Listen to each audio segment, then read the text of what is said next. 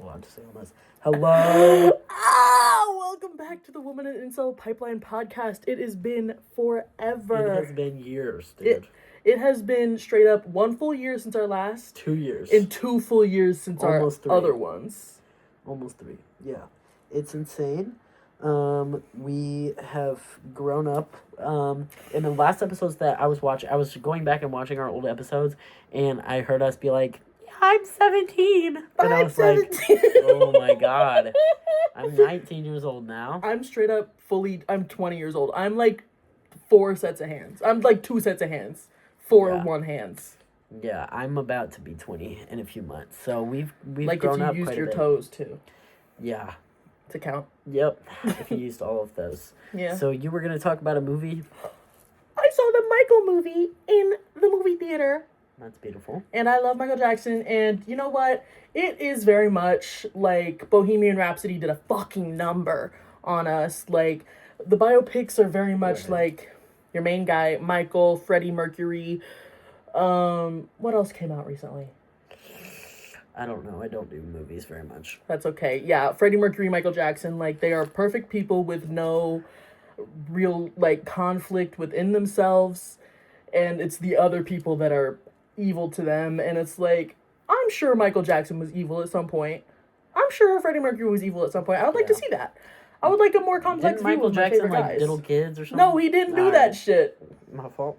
He didn't do that shit. He was extremely traumatized from his childhood. His entire childhood was taken from him.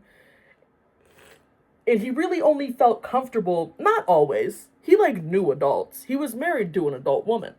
Right. Yeah, but he felt like comfortable talking to children because they weren't evil yet. All right. And that's my opinion on Michael Jackson. That's beautiful. And I like those songs. That's beautiful. Yeah, I have been at college for 2 years. The last time that we recorded a podcast, I thought that I was going to produce still. I am at IU. Unfortunately, I don't really like... I mean, our campus is very pretty. The professors are chill. That's about it. Yeah. Because the president of our university, 2 thumbs down. She's like if Trump was a woman. Ooh, I hate when that happens. Yeah, and her and Mike Braun... Are they kissing? Definitely fucking on the side. Yeah. Or at the very least, she wants to be fucking him, but I don't know if he's... Mike really Braun, please notice me, Mike Braun. Yeah, she's sucking on. I don't go to that school. Yeah, and the students are awful. There are a good few that I've found my people there, but most of them are not chill at all. It's kind of like Trump everything and the sheriff lives next door. You know what I'm saying? So it's really terrible. Yeah. We are mostly known for our business school, and if you took a 5-minute walk around campus, you probably gathered that. From the amount of backwards baseball caps and sweatshirts and 5-inch inseam shorts, you could gather that. Isn't there a big party scene though in the Bloom? Not good. I mean, there are good parties. I've my friends throw and it's good, but most of the parties are either frat parties where people are getting drugged and raped and assaulted or doing ketamine, or house parties that are so packed full that you can't move, and then the cops shut it down in 5 minutes, and it's like $20 to get in. $20 to get in a... Oh my God, yeah. Why would I pay to get in a party? It's a party for fun. Right. And usually they just charge men, and all my women friends are like, let's go to this party, let's go to this party. I'm like, I don't really want to go to that one because I know they're going to charge me to get in. And they're like, no, please, please, please. And then they drive me, and then I either end up driving them or paying for the Uber, and then I got to pay to get in too. Fuck you. I don't want to do that. It's fucked what they do. But they don't like, because whenever my friends throw, it's like a smaller funk, but it's like still, like, that's my kind of fun, you know? Yeah. But they don't I like a small funk. They like to go to the frats and shit, which I'm like, baby, I don't think you're safe there, but you're not going to stop if I tell you to stop, so what am I going to do, you know? Shit. I used to go to, I don't know if the last time we did this, I was in Purdue Fort Wayne, or if I had just dropped out, or if I was about to go. Maybe about to go, because I think we were still locked into high school. Okay. Yeah. So I was about to go to Purdue Fort Wayne, went for about a semester. I did the full semester. I was there until December, for sure. They would say that about me. They would say, she was there until December, somewhere. She was in the city, Fort Wayne. But yeah, it just really wasn't my vibe. Not too into college, but I am going to beauty school. So hopefully that works out. Because last summer I went to dental assisting school. But I'm not much of a dentist. So hopefully I get to color and use scissors. And that's good for me. And let's hope that I stay here. Yes, on a lovely track. My friend did my hair, not me, actually. So it's beautiful. Thank you. But yeah, I went in as a marketing major, but that was in the School of Business, and I actually couldn't stand the School of Business, anything about it, and so I was like, I think if I stay here any longer, I'm gonna kill myself. So I decided to change my major, and right now I am majoring in English, and I'm minoring in law and Spanish and political science. And my plan A is to teach English as a second language in Spain. Ooh. And my plan B is law school here, which I don't totally want to do. But, when I say I don't totally want to do that, I mean like staying in the United States. But law school I think I would be fine at. But the United States, not fucking with it too much. It is kind of feeling all hopeless. I'm in that middle. So like I got paid. So I got paid like last week, and so now it's this week, and then I get paid next week, and so it's all kind of hopeless right now. Right. And I had to get gas today, and I had $6.50 in cash, 3 of it in dollars, the rest of it in quarters. Okay, I went up to the lady at Speedway. I was like, "Can I get gas with this?" And then I was like, "Can I also put like 25 on my card?" And she was like, "Why would you want to put it on your card when you're giving me $6.50 in cash?" And I'm like, "Because that's not even 1.5 gallons, and I have places to go, I have shit to do, and I don't have that much money. But she made me sad. Her tone was very rude and mean to me, and I'm so sensitive. She works at a gas station. You know, and who is she to be talking about brokenness? And you know what? And it's okay because we're all people. Right. You know? And it sucks working at a gas station and customers are evil and suck, but I also work retail. I'm on the way to my retail job. Right. And all I do all day is try to be kind. Right. All I do all day is try to be kind. It's hair dye. It's never that serious. But yeah. So I paid at the pump with my card, but I had $70 in my account. Wanted to give them 25. And so they took all of it. And I don't know when they're going to give me my money back. Probably, hopefully sometime. Yeah, that would be ideal. I would like that. Yeah. Well, while I was in college, we just, I don't know how or when we're going to be watching this in the future, but gas in Bloomington was just $4.99. Yeah.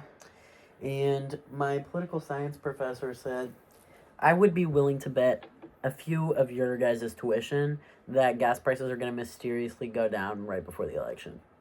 And I said, oh, you're right. Which ones? The November primaries? No, we just had the primaries. But aren't there ones in November too? Or are they always in May? There are ones in November, but those ones are the primaries are the ones where you're like you choose who the Democrat is and who the Republican is. And then the November one is when you choose Democrat or Republican.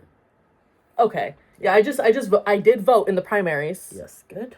I did. I was straight lefty. I looked at the guys for the House, and there was one guy on there, I forgot his name. But he was black. And he was saying some secret psyop shit. He was on there for the Dem list, but it was like... I think I know who you're talking about. It was secret shit you would only say if you were a Republican and you're trying to joke me.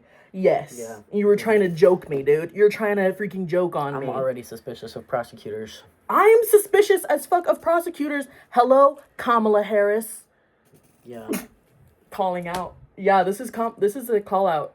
Because I know you're watching. Yeah, you have one day to respond. Do you know you have 30 minutes? You have 30 We're minutes. on your ass, bro. Yeah. You ain't getting away from us. Yeah, and I know that if you were president,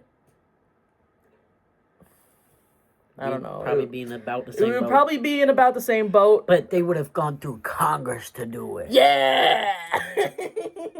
They would mark those vans. Yeah!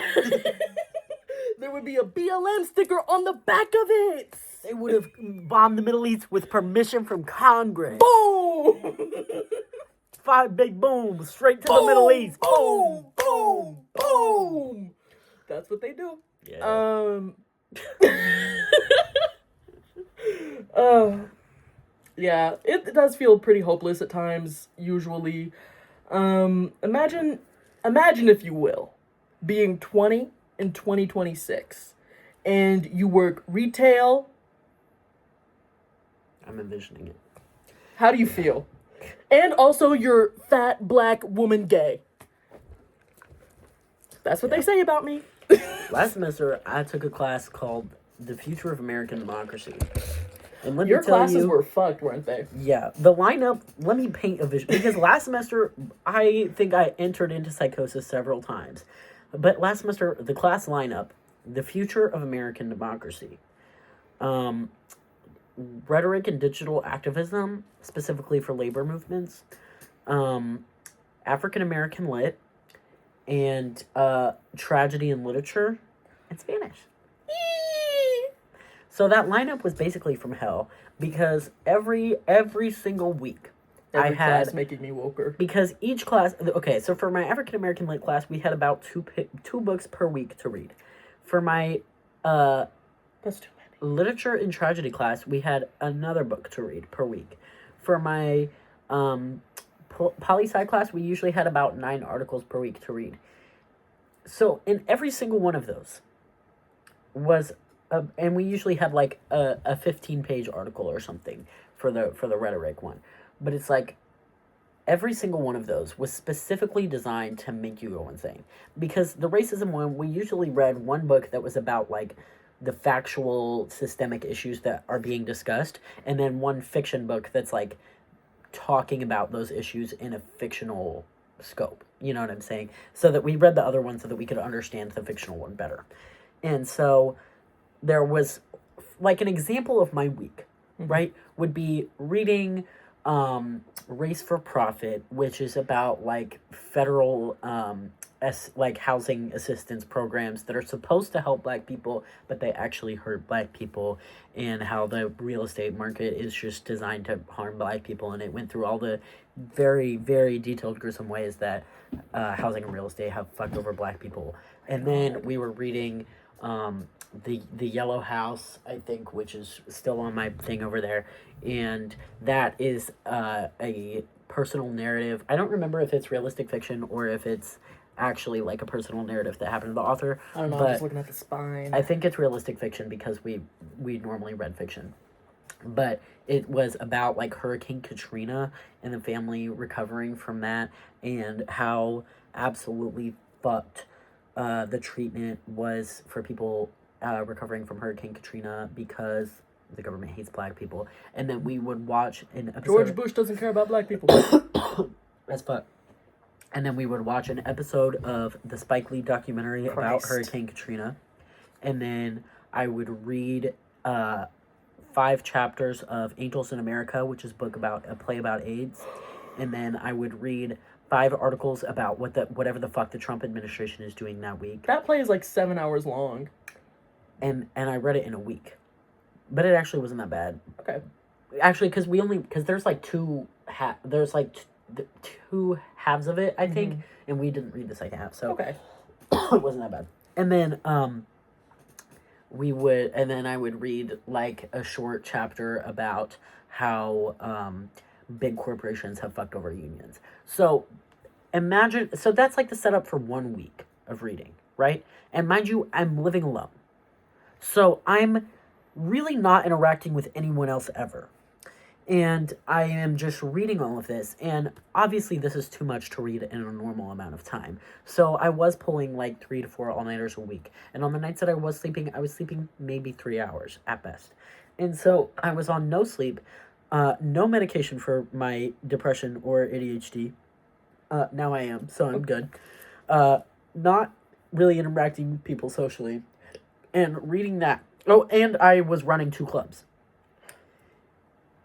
So, you can imagine the type of shit that was going on in my, because there's not a single thing, like, when you're reading all of that about, because our African American lit class went all the way back to, the colonization of America and worked its way up, and then the democracy, the future of American democracy was current, like, this week, the article posted yesterday, whatever, and then, yeah, like the labor movements class was largely like 50s to 90s kind of zone. And what was my other one? Oh, the literature class was all the way back from like 1600s to 90s. Damn, not medieval. So it was basically across every time period. The world is fucked. White people are fucked. America is fucked so bad that you cannot begin to fix it because they have everything and you have nothing. And I was like, oh, okay, awesome. And so then I would sit in my room alone and process that information.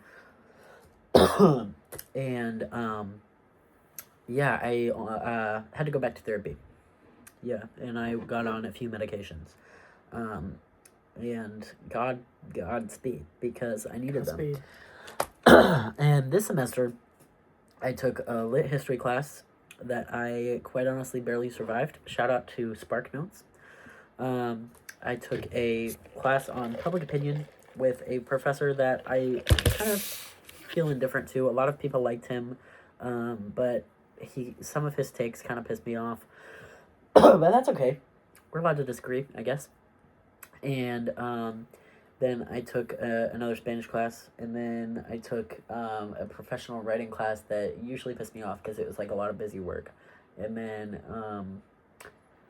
a poetry class, which was pretty chill. I actually did my final for that class wrong, but he gave me a 90 anyway because my work was good. So shout out to the grad student who taught that class. But yeah, so this semester I was more sane. Yeah. I'm glad. Yeah. And next year I'm going to be living with one of my college BFFs, Emery. Shout out to her. Shout out Emery. And hopefully Not that both will. of them? No. Hopefully that will keep me from going insane. Shout out Via. Yeah. And yeah, I'm also taking like the minimum number of hours that you can take to be like enrolled as a student. Like all my requirements are still being met for everything, but I'm only taking 4 classes, and they are all between. One of them is like it's like Monday, Friday, or no, it's like Monday, Wednesday, like 12:30 to 3 p.m. Oh. And then Tuesday, Thursday, 12:30 to 3 p.m. And then it's like all my mornings and afternoons are free, and it's the same schedule all week, and no Friday classes. It's really beautiful. You deserve really that, is. twin. Yeah. And I'm probably going to be working next semester. I'm living in an apartment. I need to buy, like, food and stuff. So, that's awesome sauce. But, yeah. I've also been writing some Substack articles. Yes, he has. So, follow me on Substack. I've been reading his Substack. Just Reef Snodgrass. There's a Substack article that I have in the works right now. I'm still kind of pinning down what exactly I want it to be about because the topic is very broad right now. But it started because I saw this video essay on TikTok at like 7 or 8 in the morning, fresh out of bed, and pissed me off. Perhaps because I had just opened my fucking eyes, but also because I think she's wrong. But it was this girl talking about how saying I hate men is unproductive, and you should be saying I hate patriarchy. People have been saying that for so long. I know. So annoying. I know. And I'm like, okay, but no. Because, yes, the patriarchy makes them like this, right? It does raise you to think and act and feel the way that you do. But also, it is entirely optional. You can just not do that. You And can so- unlearn it. Right. Oh, you're not allowed to cry? Just cry. Does somebody have a gun to your head? Cry. And so I was talking to my friends about that, and I was like, you know what? Maybe I'm being ignorant about how deeply this is ingrained in you, or like how optional it is, because I was socialized as a woman. So obviously, you know, there's a lot of it that I'm missing out on. Missing a lot of context here. So I decided to interview as many men as possible, because when I was just thinking about it, like before interviews and stuff, I was like, okay, in what ways would patriarchy be unavoidable, like for real? And I thought about homophobia, right? And so then I started interviewing gay men naturally on the Grindr application on Grindr.gov. That is so awesome. I started messaging people and saying, hey, would you be interested in answering some questions for this thing that I'm writing? And Did you see any of them? yes. Nice. Yes. And it was interesting because most of the things that I observed were generally like the men who were most ostracized, you know, had just found community in women. And it was like, if they were not accepted for who they were as, you know, in the circle, in a friend group of men, then they did not really seek their validation. So they were like, okay, then I'll just be friends with the people who do like me instead. They didn't feel this need to change who they were to fit into that group of men. They just surrounded themselves with different people. And you would think that if you liked women, you would do the same thing. But the straight men who are falling victim to this, unfortunately, do not value women's opinions or women generally. So they are only seeking the validation of that type of man, you know, that certain type of man. At that point, you can be gay too. Right. And so it's like just seeking this vicious cycle, you know, because it's like women would accept you however you are, but you are only seeking the validation of men because you devalue women. But the reason that you devalue women is because of the system that does that, and so it just goes in the circle. But there were like, because I'm interested in talking to like more DL men or whatever, but there was this one guy that I was talking to who is like in the school of business. He's like in a business frat, like whatever, and he's bisexual. And so I was like talking to him about it, and I was like, do you feel like you've ever changed who you are, or like, you know, kind of toned it down in order to fit into certain spaces? And he's like, yeah, I think I have. And I was like, are these spaces that you wanted to be in, or spaces that you had to be in? And he was like, that I wanted to be in. And I was like, why did you want to be there? And he said, status. Okay, so you kind of hate women. Yeah. Yeah, so you kind of hate women. You kind of hate women a little bit. And it's just like the more, and I think about like, you know, like the red pill pipeline and all this kind of stuff, and like I talk to men especially of like, you know, if the way that you have felt towards women has ever changed over the course of your life, like what led you to that change? Like why did you stop thinking about women that way? And you know, most of the ones that I talk to, I think, in my experience, the most progressive men either were raised by a single mother or they have an older sister. Yeah, I see that mostly. And I talked to some men who had talked about, I was like, you know, do you have any friends who you feel like fell into the red pill pipeline or like whatever? And, you know, like what led them there? How did you get them out? Like whatever. And there was this one conversation that I had with this guy who talked about this guy in his friend group who he said, I think when he was like maybe like around 16 or so, started falling into the red pill pipeline. And I think he said that after the second Instagram reel that this guy sent him about like some Nazi shit, he was like, this is a problem. Yeah. And so they like confronted him about it, like their whole little friend group. They're like, what the fuck are you doing? Like, what are you talking about? Like, what's going on in your fucking head right now? And I found that very commendable because it was like... Men call out your friends. Right. It took you 2 Instagram reels, which I think is pretty quick, and you sat him down and you had a difficult conversation. I would say one is a fluke. Right. Yeah. Right. One is like... One is a fluke. Are you being sarcastic? Like, is this a satire thing? But yeah. And so... I appreciated that. And then there was this one time that this was not somebody that I talked to. This was just an experience that my friend had. But she was walking in Bloomington, and she got catcalled, and it was a guy in a passenger seat of a car that was catcalling her, and the driver pulled into the gas station that she was walking by and forced him to get out of the car and apologize to her. That's beautiful. And I was like, I know that's fucking right. I Hold your think- friends accountable. I think men need to be like Clockwork Orange, shown feminist literature and like pieces of art, because like the first thing obviously that I think of when I hear that story is the song No Scrubs, and I'm not saying I'm not saying that it's not a feminist work. I'm not saying it, but I'm also not saying it's like a groundstone of feminist literature, the song No Scrubs by TLC. But there is a line in that song. You're hanging out the side of your best friend's car. You're hanging out the passenger side of your best friend's ride. Right.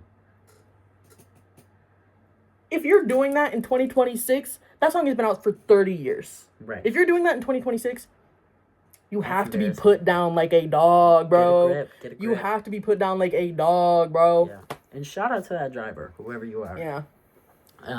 But yeah, because my thing is like, if a lot of these men who are falling into this really bad are people who were not raised either by a single mother or with an older sister that they were super tight with. Yeah. And so if you were not socialized with that, the only way to change your mind or to change the way you think is for other men to put you down for being sexist, because no amount of like seeing or hearing about women's pain will change those men's mind. Yeah. Because they genuinely do not view women as equals. They genuinely don't give a fuck. Yeah, they don't give a fuck. And so they're doing all this. They're chasing male validation and status from other men. So it takes another man taking down his status and putting him down for doing that, being like, that's fucking stupid. You're being a fucking idiot, and you need to get a fucking grip.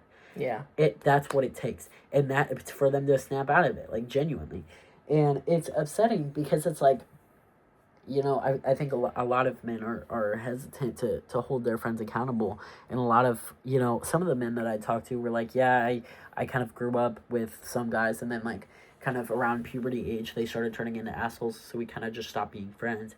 And there are a lot of people who end up just, like, departing like that, when men get awful. And that's not to say that can't happen, because, people change, friends change, whatever. Like, you don't have to keep being friends with an asshole, but, like, I think a lot of people need to put men in check severely more often than they do. And I think, ladies, don't be shy. But, be careful. But don't be shy. Right. Yeah. Definitely, if somebody needs to be put in their place, if a man needs to be put in his man place, you do it safely with pepper spray on you. And a gun. Women buy guns. Right. Except for me, because I get scared. And if a woman is putting a man down, you should always do that through means of physical violence. Because your words mean nothing to him.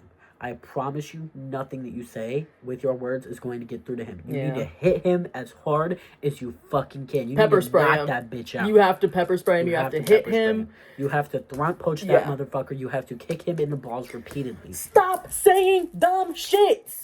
People need to get their shit rocked more often. Hey, you know that clip of the guy drop who... him with a book. That clip of the guy who wore the ice sign to school that was like, I stand with ice, or like, I love ice, or something like that. Yeah, and he got beat the fuck. He was like, you're gonna get in trouble. Okay. Yeah. Shot free, my boy. I don't know where he is. I don't know. No, he's real. And I hope he got an A in all of his classes. Yeah. A woman came into my job today with a shirt that said, "Ice can gargle my balls." And as fuck. She walked in the Sally Beautiful, and I said, I love your shirt. I love your shirt. I love you and your shirt. I love your shirt, and your hair is blue. Yes. I love your hair, too. Yes. Yeah. And, yeah, I think we need a lot more of that energy, because I think, especially, like, with social media and shit, people have gotten so comfortable just saying the most insane shit. Yeah. Because they're not used to just getting hit in the fucking face. And you need to be more scared about what you say. You need to watch your fucking mouth, genuinely, because we have reached the generation of people who never like got their mouth washed out with soap, and you know what? That's crazy. If your mouth never got washed out, maybe your teeth are gonna get knocked out when you're an adult. You know? I think it is bad to punish children through physical means, but I do feel like one-time soap in the mouth instills a lesson. That's what I got. I got a one-time soap in the mouth, and I learned to think about what I say. Yeah. You know that Sometimes. thing that an apple a day keeps the doctor away? one soap in the mouth keeps your teeth in your mouth as an adult. You know, like, there are other ways to keep the doctor away. Yeah. You know, and certainly. the dentist, mama, is expensive. Right. There are other ways to keep the doctor away, but if you got that apple, the dentist will stay away. If you get your mouth washed out, you will not get beat up as an adult. Maybe, probably. So that's a message to all future parents out there. Yeah.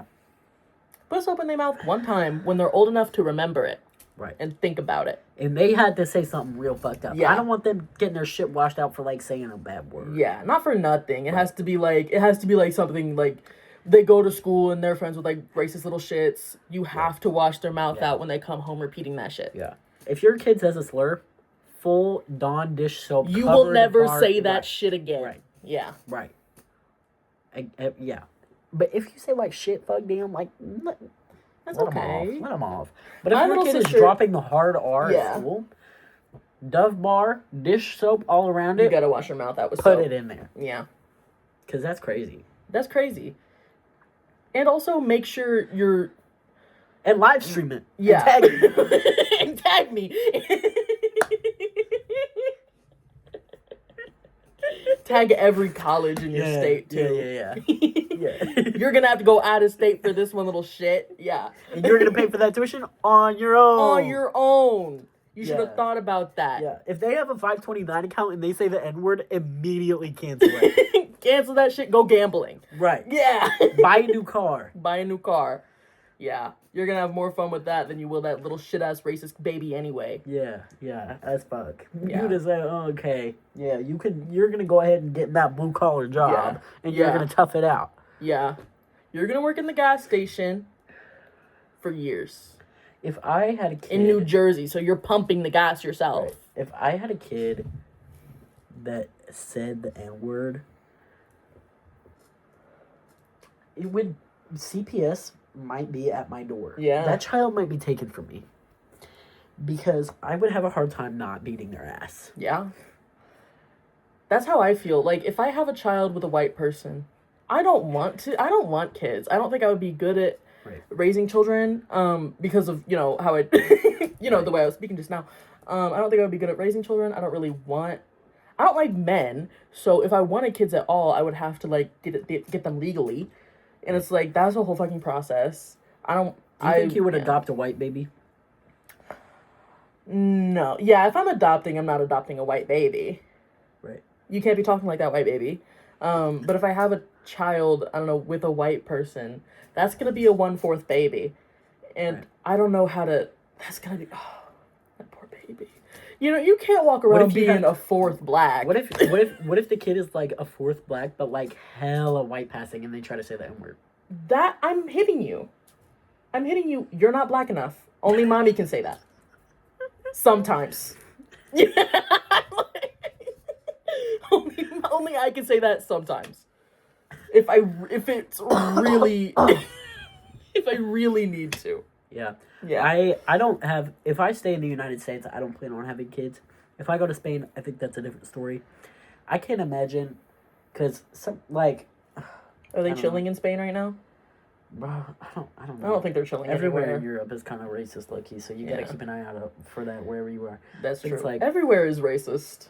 I don't even know the fucking slurs in Spanish. Everywhere. So, I gotta keep up on that, bro. Yeah, you gotta figure out what those are before you go, so you don't say them. What if you say them? Then what? I don't plan on it. Okay, good. I don't plan on saying any words that I don't know what they mean. That's true. And you know what? And this is a message to all the children watching. All the children watching, if you don't understand a word, Don't say it. keep it quiet. Look it up on your iPad. Yeah. Okay? Go to Urban Dictionary on your iPad Yeah. and find out what that word means and probably don't say it. And go to private browser. Private browser. Private browser. Yeah, don't have that shit in your search That's history. crazy. Can you imagine you go through your child's Boob's iPad definition. and then the recent search is like the head word with the hard R? Yeah, Urban Dictionary Right. after it. It's like, no, dude, that has to be private. And if you're a child and you're watching this and you're not old enough to know what a private browser is, you need to go to YouTube Kids, bro. You should be watching Blippi, bro. You should be watching Bluey, bro. Bluey isn't going to tell you what the M word is, but... Blippi might. What type of Blippi are we talking about? You don't know Blippi? Oh, you don't have any children around you. No. Oh, my phone's I'm recording. thinking about Blippi like the gun. Oh, no. Blippi, Blippi. Blippi got the blinky, yes or no? No. He wears an orange and blue hat and glasses and a blue shirt. And it was one guy. Let's Google this. But now I think it's multiple Like Tame different Impala. guys. It was one guy, but I think now it's multiple different guys dressing up in Blippi's skin. I don't like how this guy looks. Yeah, but he like sings songs, and my sister used to like him when she was little. But there's other like that's not him. That's not him. And the original Blippi guy, fun fact about the original Blippi guy, he used to be a gross out comedian, what they call it. On like the early internet, like mid 2000s, and there was a video of him that resurfaced of him and his buddy butt naked, and Blippi was like hunched over on some sort of platform like this. If this is his head and this is his foot, this is how his body is. And his friend, I would have to assume, was like this. This is head, and this is feet. I'm like having a hard time picturing this. Can you like draw? Spread eagle? Yeah. Here, give us that one. Might not work. That's okay. Yeah. So Blippi is right here. We got the materials on standby. Don't worry. So Blippi is like this. We'll show you guys in a sec. Yeah, you'll see it too. And his other friend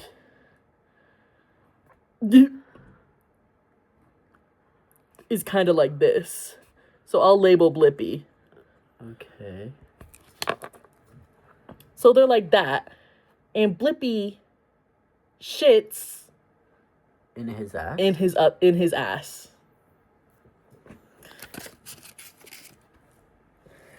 But I don't think he does that anymore. He mostly sings songs about like tractors. He sings like songs about tractors and stuff. So I'm thinking about how do you go from that to a career where you entertain for children? Hey, and I don't know, but his excavator song is kind of hits. I'm an excavator.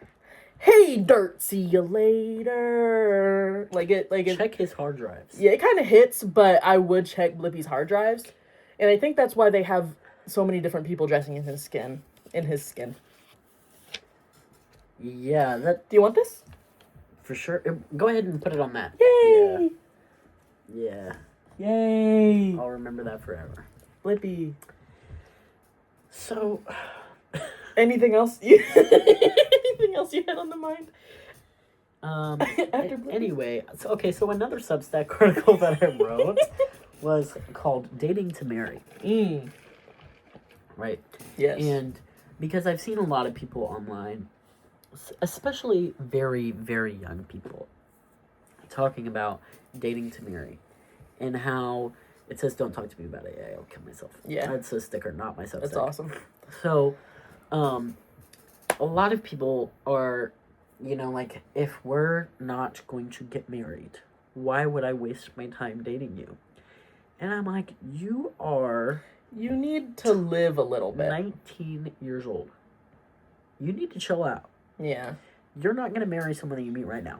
If you're, like, working blue collar in your hometown that you plan to live in forever, hey, maybe consider it. But most of us are going to be moving around for a while in our early 20s until we're, like, stable at the point that we want to be with a solid career in our own place. And if you're not already there, probably you're not getting married to whoever you're meeting right now. And I think a lot of people who say that, what they actually mean is, like, they want someone to be utterly devoted to them and follow them wherever they go and do whatever they want. Yeah.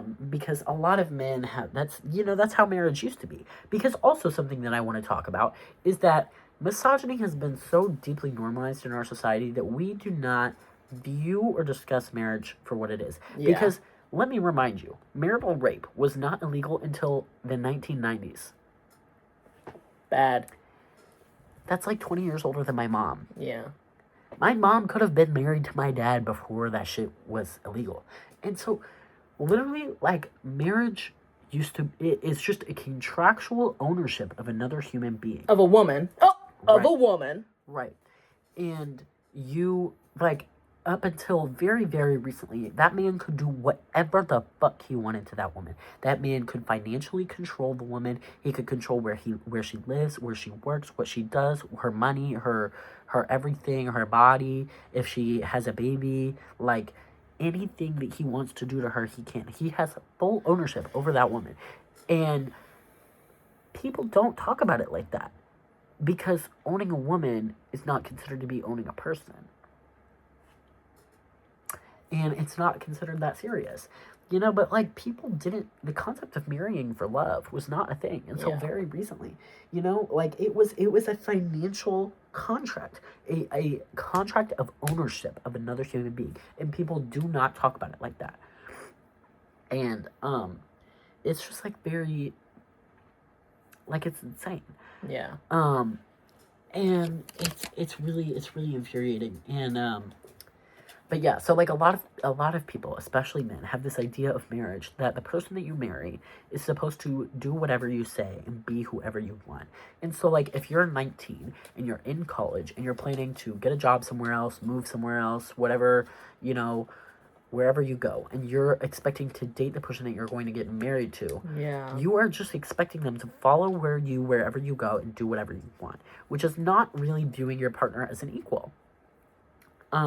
Personally, I want my partner to, and this is something that I was talking to my therapist about recently, actually, and I'll give you his take as well, because I was talking about, you know, like, I plan to move to Spain after I graduate, and, like, if, like, I don't think very much about dating long-term in college, because unless you are planning also to move to Spain, which the chances are slim to none, like, I don't want you to abandon all of your hopes and your dreams and your family and your friends here to just follow me, because I, one, feel like you will resent me for that, and also because Having Sex in the City, that is asking too much of you. And I don't want you to just be so hopeless and aimless and ambitionless that you can just follow me with no problem. You know, like, I want you to have motivations and dreams and stuff. And so I'm like, I just don't think I'm going to long-term end up with anybody here. And my therapist was like, on the first one of, like, you know, abandoning everything and, like, leaving everything to go to Spain. And he was like, well, what if somebody wants to do that for you? And I was like, that's asking too much. Yeah, like, that's what happened in Sex in the City. Right. And I'm like, I don't, and he's like, do you think it's possible that you could be enough for that? And I'm like, I don't think so. Because, like, that's not saying... That might be another issue. Right. It's like, I don't think it's incredibly devaluing to myself to say that I cannot be equivalent to every single one of your friends and family and experiences and memories here.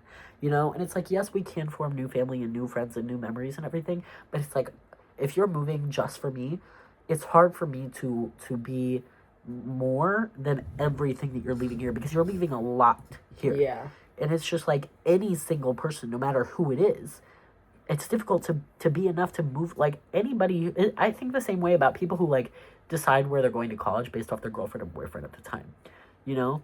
Like, that's your entire future.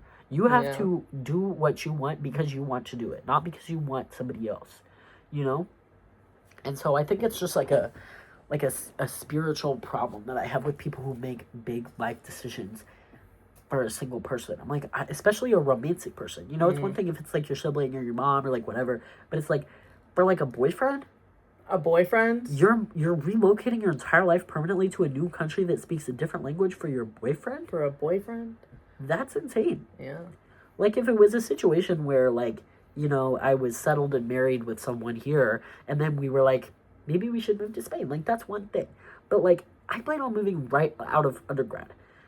So we will have been dating for less than 2 years, 3 years. And you would pick up and locate your entire life for me? And mind you, one of those semesters, the entire thing, I'm going to be in Spain for a semester abroad. So it's like, unless you're fucking coming with me for that too, we have been physically around each other for 3 semesters. And you're relocating your entire life for me? That's not enough semesters. No. Yeah.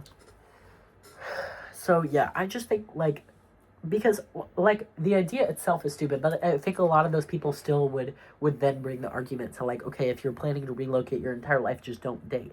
But I'm like, I think there is more purpose to dating and being with someone than marrying them. It's to learn who you are as a person, Right. to learn other people and how they are. Right. But everybody is different, but some people will be similar. Right. And it's also just like enjoy the time that you have with someone.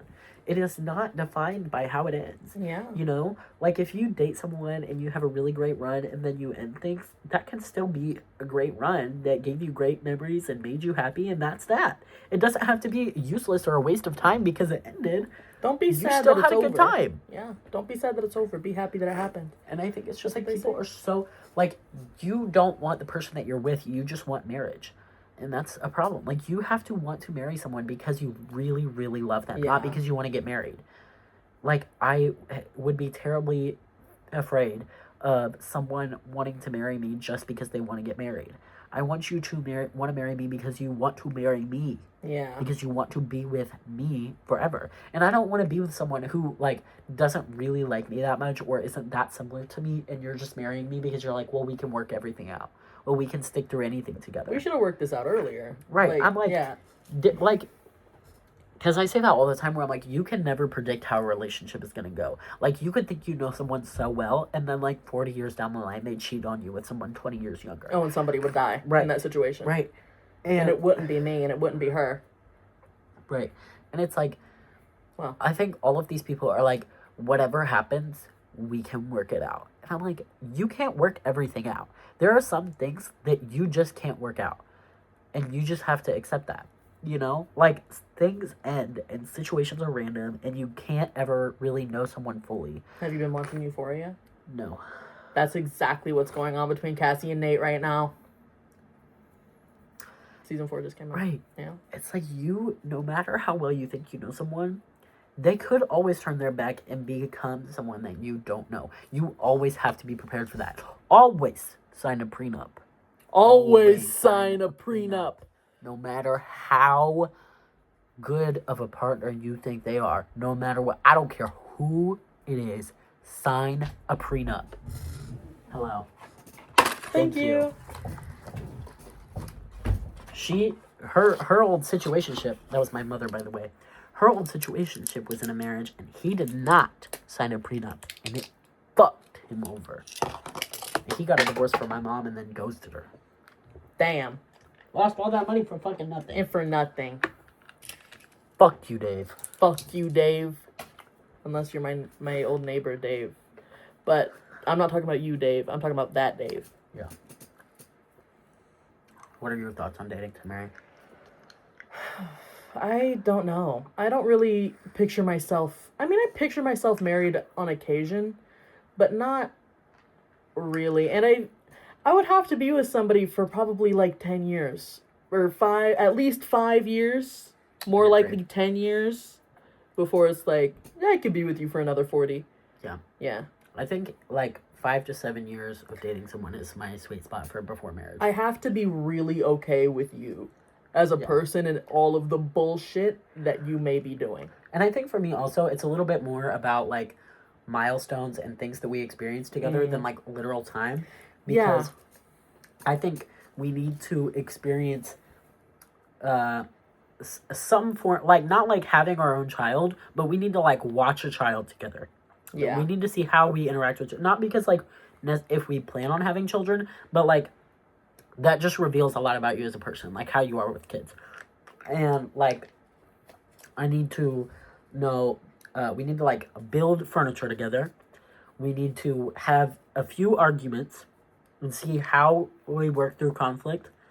We need to have, I think, one thing that we like really fundamentally disagree on, and we can get over it anyway.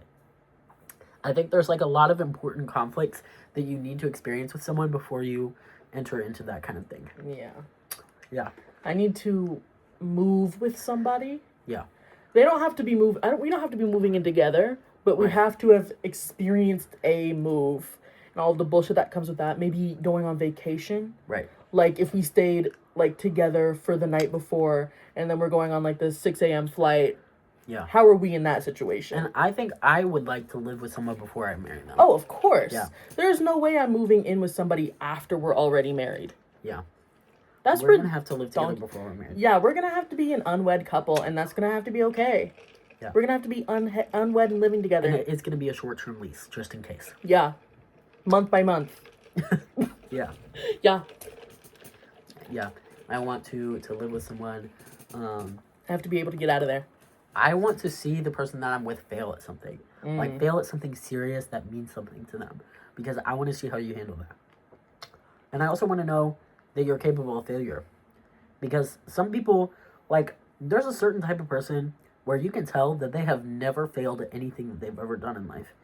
And that creates a type of person that I don't want to be with. You know, because a lot of the times, that means that they're not trying hard things. Yeah. And they don't do things that they're scared of, and they don't challenge themselves. And when they do fail, they'll probably kill themselves. Right. And then it's like freak out or blame other people. Now I gotta plan a funeral. Yeah. Right. Freak out or blame other people are also real and probably more likely. Right. And yeah, it's just like there are so many things that you need to know about a person before you're married to them. And something that's so interesting to me just about human life in general is that the kid that you bring into this world, you don't know any of those things about the kid. That's crazy. It's just a random I fucking think about that all the shitling time. spawning into your house, and you just have to go with it no matter what. I just have to have it now. And I have to foster it, and I have to make sure it's okay. I have to feed it and clothe it. And then in 15 years, it'll call me a bitch. Right. And it's like, can you imagine, like, you're living with your partner, and you're like, oh my god, I'm so fucking glad you don't snore, and then you have a kid that snores? Yeah. What's even going on in that situation? Right. Well, you don't sleep in the same room as your kid. Not for after a while. Well, sometimes you can hear it. Like, I used to live with my dad sometimes, like, on the weekends and shit, and he was on the other side of the house, and I could hear him snore. Well, that's an old-ass man. Right. If it's like a little baby, probably a teenager would have a booming snore. But like a especially child... teenage man. Teenage man. Especially a tall one, big-ass lungs. Oh, God. My kid has to start vaping. I if my kid snores, dude. think that would be the worst. Clog up them lungs. You gotta start smoking cigarettes, brother. Bro, here. Soft hands, brother. Soft hands. You got soft hands, brother. Smoke this pack. Yeah. Yeah. I just don't, because there's so many situations that I've seen where parents, it's like a great set of parents, but their kids just turn out like shit. How does that, I feel like that's a lot of the permissive parenting. People mistook gentle parenting for being permissive. Yeah. Or just neglect, because, iPad baby is real, and that's neglect. Yeah. Letting your baby sit on that iPad for 6-7 hours a day. That's neglect. Yeah. Something that's really hard for me to, like, kind of navigate or find the line on is, like, navigating your children's online activity. That's insane. Because, it's like, when I was younger, my mom used to be all on my shit. And that always felt incredibly, incredibly invasive to me. Like, I would never want to go through my kid's phone, because that is their space. That is, like, I would never want to do that. But also, there are so many kids who isolate themselves and get sucked into, like, this red pill pipeline shit. Kids who, like, genuinely turn into fucking serial killers. Yeah. Because of the shit that they consume online. And so I'm like, it would have to be the content that they're watching. Right, and so I'm like, the only way that you would catch something like that is going through their shit. But I'm like, I don't want to be, like, all up in your shit like an invasive parent. You know what I'm saying? I think maybe YouTube history, I think, is fine. Because a lot of YouTube history, for me, is just, like, kind of embarrassing. Like, why did you watch a bunch of Dan Howell videos from 2014? Yeah. That's my business, leave me alone. But, like, if my kid is just watching, like, cringe, embarrassing shit, that's okay. Mm-hmm. But when they're watching, like, woke SJW getting owned by Ben Shapiro, we're gonna have to have a sit-down discussion, and you're not gonna be on your iPad for the next 3 to 4 months. Yeah. That's worse than porn. Well, depends on the porn. Yeah. And it's also, like, Because I think about messages as well. And I'm like, those are private conversations that I would never want to go through. But also, you think about, like, Columbine was a group activity. Well, it was just the two. It was more of a duo. Still, but, like, Yeah. if somebody went through those kids' texts, you would have found something. If somebody went through like their journals and shit. Right. Grew And up it's in the like 90s. journals is another thing. Journals is crazy. Because that is so personal. Like, my mom did that to me. And that is so personal. And my dad did that too.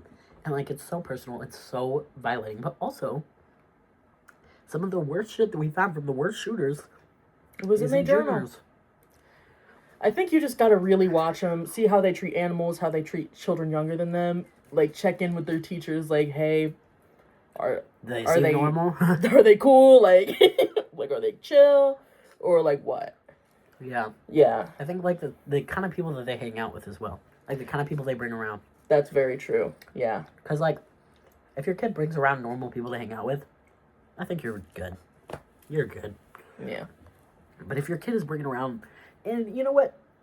Looking back, my mom looking through my stuff was kind of probably a little bit justified because, like, my friends in like middle school were a little weird, you know. Like, I wasn't hanging out with the kind of people that my mom wanted me to be hanging out with, which was like, in my defense, she wanted me to be hanging out with like rich white kids, which no. I'm not doing that. So the kind of people that I was bringing around were like kind of emo kids, kind of poor kids, kind of whatever. Potty mouth like me. Potty mouth. I came over here in 8th grade one time. 5th grade, I think. It was not 5th grade. We were not. I feel like it was. We weren't friends in 5th grade. We met Oh. in 8th grade. Yeah, you're right. Straight up, that's when we met. But it was a Christmas party, and we were playing hide and seek, I think. And I just had the worst mouth ever. And Reef's mom turned to him and was like, "I don't like that curly-headed kid you brought over. I don't like her." Which was understandable and valid. And I didn't come back over here for like 4 years until I met Reef's mom again and told her, like, "Do you remember me? You didn't like me because I swore so bad in your house." And she was like, "Oh, no, I don't remember that." So I'm back. Yeah, she's back. And she loves me a lot. Me and Shannon, we're tight. We're dogs. Yeah. So Should I blur your mom's name? Should I bleep it? No, that's okay. fine. But yeah, it's a very interesting line to tread because you want to make sure they're being safe, but also you don't want to be super invasive about it. But I think for the most part, when kids grow up, they understand because, like, looking back now, I get why you did that. I kind of get it. Yeah. Yeah. Because, you know, worst case scenario, I was gonna do some violent shit. You would have found it. Yeah. You would have found it. Would you been able to prevent it? I don't know. I mean, You could try your hardest. right. And that's all we can really ask. I mean, at the very least, you can make sure I don't get a gun. Hey. Yeah. Right. Yeah. Because Yeah. that's the most. Just make sure you can. You know what? If you want to prevent your kids being a shooter, don't give them a gun. Don't give him a gun. You know what I'm saying? I feel like it's in the house. like I don't feel like Lock him up. Keep him safe. Right. I don't feel like you really got to do that much shit because even if a kid wants to shoot up a school, he can't do it without a gun. Just don't give him a gun. Don't give him a gun. You know what I'm saying? Maybe check in a little while. Hey, you feeling good? You want to go to therapy? I feel like everybody should be in therapy Do you anyway. need help? Just, throw your kids in therapy. Don't give them a gun. And I think you should be fine. Because, as a parent, there are rule books, but none of them are definitive, and every child is different, and so you're going to traumatize them, and they're going to resent you for something. Right. Just put them in therapy early. Like, it really saves a lot of headache. Just do whatever you feel right, and then probably apologize for it later. And apologize. Because my mom, I feel like she did, there was some shit that I'm like, I don't think we needed to be doing that. But she did apologize later on. She was like, hey, some of that shit probably fucked you up, and I'm sorry. And that made me feel better. And that fixed things, And so it's like, whatever, just do whatever you feels right. And then maybe later on be like, hey, I'm sorry if some of that shit sucked. Because it still did. Even if it was the right thing to do, it can still hurt your kids' feelings. Even if you did your best, which I'm sure you did. Right.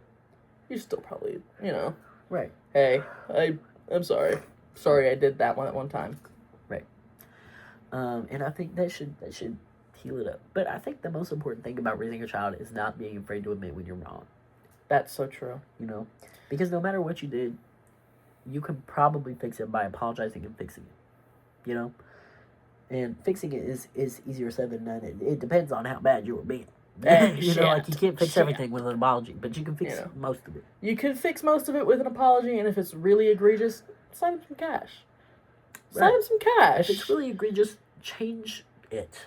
Change it. Right? You know, like, Be a better person. If you're a raging alcoholic through your kid's childhood, be Maybe sober. don't drink. Yeah. Right, be sober.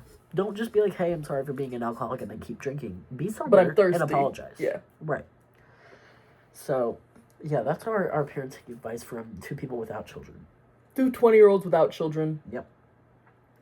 Because I know you were wondering. Mm-hmm. Luke Patterson, he might be watching this. He might be. Yeah. Yeah. So that might be our advice to him. Because he got 2 babies now. You know about that? I did hear about the second one, and I was like, oh my god, that's awesome. I'm so happy for him, and her, and them, and those babies.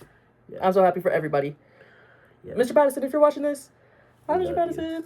We love you, Mr. Patterson. Yeah. Yeah. He's a G for real. One of those men that did not fall down the red pill pipeline. He's a real one. Yeah. We talk about that sometimes, how a lot of millennial men kind of dodge the bullet.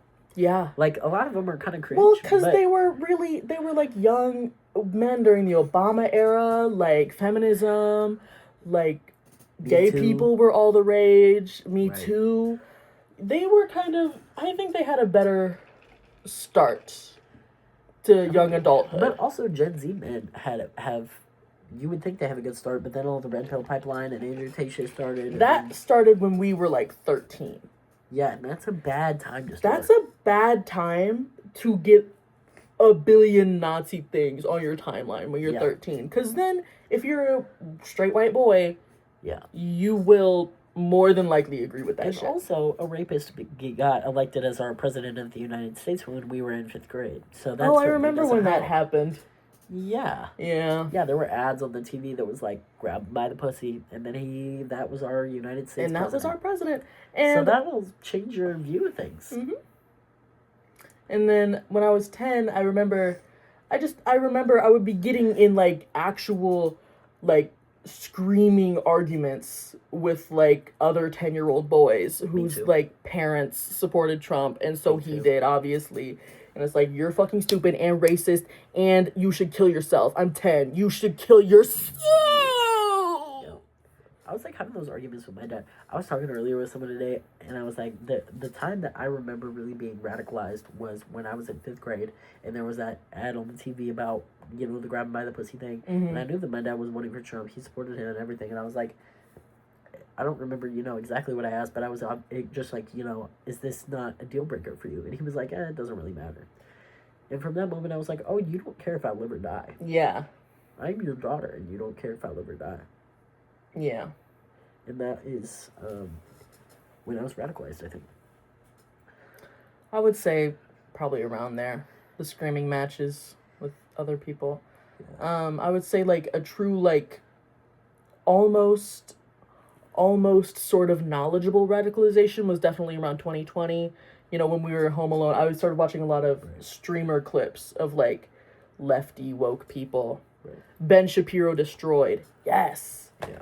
Because at that point, I had seen some Ben Shapiro videos, and I was like, who is this fucking dweeb? This racist dweeb? Yeah. And why is nobody making fun of him? Why is nobody making fun of him? He is a grown-ass dweeb going to college and, like, making 18-year-olds cry. Like, and he can't get pussy wet, also.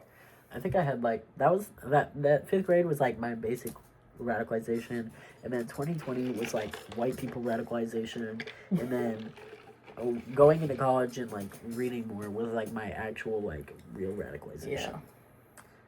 Where I was like, oh, okay, actually, low-key communist. Yeah. No, I definitely need to read more. I did read The Bell Jar recently, and that was good. I felt the same way, like, mentally. I feel the same way that I did before reading it, so it didn't really worsen or make it better. Yeah. I remember the specific line. I was reading White Rage, And the specific line that like fundamentally changed my worldview was, it was like this debate about desegregation in the South, and this like city council or something from the South had said that he would rather bake his child in an oven than send him to an integrated school. And because like prior You to hate that, black people right. more than you love your baby. Yeah, because prior to that, I had always thought that racism was like this fear that black people or brown people or whoever were gonna like hurt you in some way, and so you were kind of acting in a way of self-defense almost. And I was like, if I can just explain to you that black people and brown people are not hurting you, then you'll be better. But these people are like, no, I will kill my child just to keep him away from you. And I'm They like, don't oh, think black that's people not are what it human. is. Yeah. That's not what it is at all, actually, and I've been brutally misinformed. Yeah. That's what they want you to think racism is. That it's an easily fixable, like, misinterpretation of an entire category of person. Yeah. But no, it's just true, unfiltered hatred. Yeah. Usually. Yeah. Usually. And also, it's just you straight up don't like black people because you don't like them. Yeah. Learning about everything going on with AIPAC was another big one. What's going on with AIPAC? Just like how, like, AIPAC money is like the Israel PAC. It's right? All for Israel. They control basically every fucking person in the government ever. And, like, I think there are, like, maybe 4 people in the entire Congress that are not receiving AIPAC money, which is Israel money. Yeah. And so, because before that, I was a little bit like, you know, Democrats aren't perfect, but they're pretty chill. And then after I started researching that, I was like, no, they're all the same. Yeah, Democrats are actually really not chill. Yeah. And also, more like, researching different things of, like, reading old court cases and shit. Reading old court cases and, like, was really the point for... I don't remember the title of the book. I think it was Their Accomplices Wore Robes. But it, like, went through every, like, civil rights case that has ever gone to the Supreme Court since the founding of the country. And reading that really just broke down the entire, like, legal system of the entire country. Because I was like, there's not a single law in this country or rule ever written down that isn't against black people. And I was like, the whole system and everything in it needs to come down. Like, a lot of... Basically, like, the whole syllabus reading for my African-American lit class was, like, it all needs to burn now. And what do I do about that, you know? Burn it? I don't know, man. I got get work. Hot. Yeah, I have to go to work. What am I going to do about that? I have to go to work. Yeah. Bro, I have to go to work. Yeah. But I think to end on a more positive note, I also wrote a Substack article about actionable change. You were writing a Substack article? So give that a glance if you're a listener. But it's mostly about building community and doing some work for your community for free, and borrowing things from people and letting people borrow things from you. Because it wasn't until very recently that I actually, like, started doing some math into my head of how much money I've, like, robbed blind from corporations just from letting my friends borrow shit and borrowing shit from my friends. And I'm like, every single time that you give someone a ride, you are saving them money from, like, having to buy a whole fucking car. That's true. Right? And so I'm like, if you consistently give one person a ride for a extended period of time, you are probably, you know, robbing, like, Toyota of, like, $20,000. Yeah, fuck Toyota. You know what I'm saying? But by doing something that takes, like, maybe 5 minutes out of your day, like $20,000 from a massive corporation, like, congratulations. And I'm like, or like, you know, neighbors sharing a lawnmower. One of those little rideable Why don't we do that? It's probably like $20,000. It's like probably $2,000 or some shit. It's $1 billion for a rideable lawnmower. And you use those at most once a week. At least, like, once every 2 months. Like, it's insane. And you could easily share that. You could so easily share that. And it's like, there are so many things. Like, almost anything that you use, except, like, maybe food. And even that, like, leftovers can be shared. Like, whatever. Can I borrow a cup of sugar? Right. Right. Yeah. Like, almost everything that you own can be shared with other people. And if there's something in your, like, if you know your neighbors and you know, hey, maybe some of them might have this thing that I need to use one time and then never again, just text them and ask them. Text your friends. Post on your Instagram story. Like, say, does anybody have this thing that I can borrow? Can I borrow this? And then borrow it instead of buying it. Or if something's broken, fix it yourself. Don't buy a new one. If it's really, like, irreplaceably broken, then sure, buy a new one, obviously. Obviously, I'm not talking about you. But if it's possible for you to fix it yourself, sew up a hole in your laundry bag or in your clothes or whatever, do it yourself. If you don't know how to sew, find a friend who knows how to sew. Or better yet, can teach you. I know how to sew up a hole. That's about it. I have a hole in my pants. Not these ones. Well, I got a little kit somewhere for a little sewing kit somewhere around here. All right. But, like, and if you don't have a needle and thread, ask somebody to borrow some. Don't buy some. Don't buy some. Always borrow before you buy. Borrow before you buy. And help people and volunteer your time and your labor for free, not to corporations. Not to corporations. To your community. See what volunteering options are available at your local public libraries. Okay? Go find a homeless person and ask what they need from the Walmart. Go buy it for them. Do something. Because the more that you rely on other people and the less that you rely on corporations, the safer you are when the corporations go down. Do you hear me? The more that you rely on the people around you and the less that you rely on major corporations, the safer you are when they go down. Remember that. Anyway, thank you for watching. Thank you for watching the Women to Incel Pipeline podcast. You can find me at Reef Snodgrass on Instagram. You can find me at Molly for Real on Instagram, NALI, no capitals. Yes, and no my underscores. Substack is also Reef Snodgrass on Substack, so follow me there. And my TikTok is Molly for Real? No. Oh. It's Malig. Like, there's like 4 eyes. I'll put it in the description. All right. See y'all later. Thanks for watching. I'll see y'all later.